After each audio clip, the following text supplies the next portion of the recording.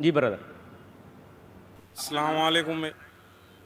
Doctor Zakir Naik صاحب، میرا نام نیلیش آمبور ہے، میں اورنگ آباد سے آیا ہوں. میرا سوال یہ ہے سر آپ سے، آپ جب کسی ہندو گیتا یا وید کا حوالہ دے کر اگر آپ کچھ بولتے ہیں یا قرآن سے وہ ملتا ہے تو کیا اس کے اوپر ہم عمل کر سکتے ہیں؟ بھائی صاحب کا سوال ہے کہ جب میں گیتا کا حوالہ دیتا ہوں، وید کا حوالہ دیتا ہوں، دوسرے مذہبی کتابوں کا حوالہ دیتا ہوں، جب وہ قرآن سے ملتی ہے تو کیا ہم اس کے اوپر عمل کر سکتے ہیں؟ قرآن کی بات یا وید کی بات کریں یا گیتا کی بات؟ گیتا یا وید کی؟ گیتا یا وید. تو اگر جو چیز وید اور گیتا میں لکھی ہے اور جو قرآن سے ملتی ہے، کیا ہم ان پہ عمل کر سکتے ہیں؟ میرا کہنا یہ ہے کہ قرآن کو کہا گیا فرقان. فرقان مطلب وہ چیز جو سچ اور جھوٹ کے بیچ میں جو ڈفرنس ہے اس کو پہچانتی ہے. فرقان یعنی فرق، حق اور باطل کے درمیان جو فرق ہے اس کو پہچانتی ہے قرآن. جس طریقے سے میں نے کہا کہ کئی پیغمبر آ چکے محمد صلی اللہ علیہ وسلم کے پہلے، اسی طریقے سے قرآن میں لکھا ہے سورہ رعد میں سورہ نمبر 13 آیت نمبر 38 میں کہ ہم نے ہر دور میں ایک کتاب نازل کی ہے. نام سے صرف 4 کتابوں کا ذکر ہے: توراہ، زبور، انجیل اور فرقان، قرآن. لیکن اس آیت کے مطابق کئی کتابیں نازل کی گئی ہے، ان کا نام سے ذکر نہیں قرآن مجید میں. لیکن جتنی بھی کتابیں قرآن مجید کے پہلے آئے وہ صرف ایک امت کے لیے تھی، ایک گروہ کے لیے تھی، اور وہ سارا پیغام محدود تھا ایک وقت کے لیے. اسی لیے اللہ سبحانہ و تعالیٰ نے، خدا نے یہ ساری کتابوں کو محفوظ رکھنے کے لیے صحیح نہیں سمجھا، کیونکہ یہ محدود تھی اس وقت کے لیے. اسی لیے یہ جتنی کتاب پہلے نازل ہوئی وہ محفوظ نہیں ہے، نہ اس کی ضرورت ہے.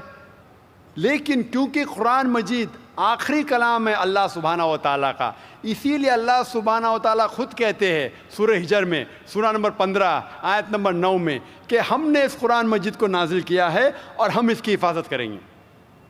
تو جتنے پہلے کتابیں آئے ان کے اندر ملاوٹ ہو چکی ہے.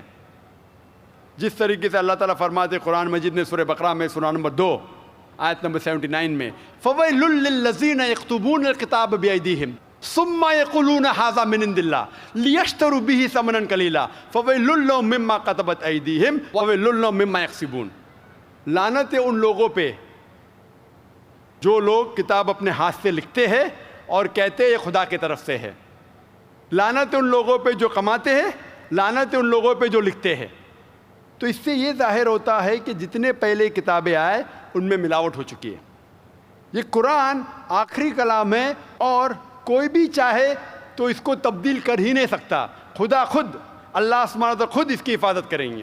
اسی لیے آج جب میں مطالعہ کرتا ہوں قرآن اور دیگر مذہبی کتابوں کا، اگر یہ میچ ہوتا ہے، اگر یکساں ہے، جو چیز قرآن اور بھگوت گیتا میں یکساں ہے، مجھے کوئی بھی گلا شکوہ نہیں ہے ماننے کے لیے کہ یہ پورشن، یہ شلوک خدا کی طرف سے ہے. لیکن اگر قرآن سے نہیں ملتا ہے تو میں کہوں گا کہ ہو سکتا ہے، ہو سکتا نہیں. لیکن قرآن کے خلاف ہے تو میں کہہ سکتا ہوں کہ یہ خدا کا کلام ہے نہیں. اسی لیے جو کلام قرآن سے ملتا ہے، چاہے وہ شلوک ہو یا منترا ہو، وید کا ہو، اپنشد کا ہو یا گیتا کا ہو، یا چاہے دھما پٹ کا ہو، اویستا کا ہو، دساتیر کا ہو، چاہے اولڈ ٹیسٹمنٹ کا ہو، نیو ٹیسٹمنٹ کا ہو، جو بھی چیز قرآن سے ملتی ہے، ہم مسلمانوں کو کوئی گلا شکوہ نہیں ماننے کے لیے کہ یہ بھاگ خدا کی طرف سے ہے. اسی لیے میں یکسانیت کے بارے میں ذکر کرتا ہوں. تو آپ کے لیے بھی میں کہتا ہوں کہ جو اختلاف کی بات ہے اسے چھوڑ دو، جو یکسانیت کی باتیں ہیں، جو آپ کے کتاب میں لکھا ہے، ویدا میں لکھا ہے، پرانا میں لکھا ہے کہ آخری پیغمبر محمد صلی اللہ علیہ وسلم ہے، تو آپ کے لیے فرض ہے کہ آپ بھی اس آخری پیغمبر میں مانیں. تو آپ آخری پیغمبر میں مانتے؟ ہاں. آپ کی وید میں مانتے؟ ہو مانتے ہیں نا. آپ پرانا میں مانتے ہیں؟ ہو مانتے. تو میرے تقریر میں نے اتنے بار کہا اور اتنے حوالے دیا کہ آپ کی مذہبی کتابوں میں لکھا ہے کہ محمد صلی اللہ علیہ وسلم انتم رشی ہے. آپ کلکی پرانا پڑھیں گے تو ان کے والد کا نام لکھا ہے وشنو یاس عبداللہ، ان کے والدہ کا نام لکھا ہے سمتی آمنہ. وہ کہاں پیدا ہوئیں گے؟ سنبالا میں، مکہ میں. وہ چیف آف سنبالا میں، قریش کے خاندان میں. ساری چیزیں میں نے کہا. تو اب آپ مانتے ہیں کہ آخری پیغمبر محمد صلی اللہ علیہ وسلم ہے؟ ہو مانتے ہیں نا.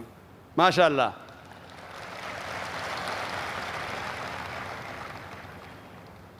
تو آپ مانتے ہیں کہ خدا ایک ہے؟ ہو بالکل. آپ مانتے ہیں خدا کی کوئی بھی پرتیما نہیں ہے بے شک. اور صرف خدا کی عبادت کرنا چاہیے؟ صحیح. تو آپ یہ مانتے ہیں کہ خدا ایک ہے اور محمد صلی اللہ علیہ وسلم آخری پیغمبر ہے؟ ہو. تو جو شخص اس بات کو مانتا ہے کہ خدا ایک ہے اور محمد صلی اللہ علیہ وسلم اس کے آخری پیغمبر ہے تو اسے ہم کہتے ہیں عربی میں مسلم.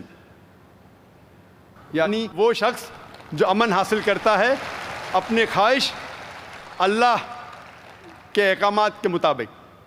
تو آپ مانتے ہیں اللہ ایک ہے اور محمد صلی اللہ علیہ وسلم آخری پیغمبر ہے؟ ہو مانتے. تو آپ چاہتے ہیں کہ اسلام قبول کرے؟ لا الہ الا اللہ محمد رسول اللہ. ماشاء اللہ، ماشاء اللہ، ماشاء اللہ، سبحان اللہ. آپ صرف زبان سے کہہ دیے کہ اللہ ایک ہے، اس کے علاوہ کوئی معبود نہیں عبادت کے لائق، اور محمد صلی اللہ علیہ وسلم آخری پیغمبر، آپ مسلمان ہیں. جس طریقے سے آپ نے سوال کیا مجھے شک ہو رہا تھا کہ ماشاء اللہ آپ مومن ہیں، اور میں دعا کرتا ہوں اللہ سبحانہ تعالیٰ سے کہ آپ کو انشاءاللہ اس دنیا اور آخرت میں سفلتا دے.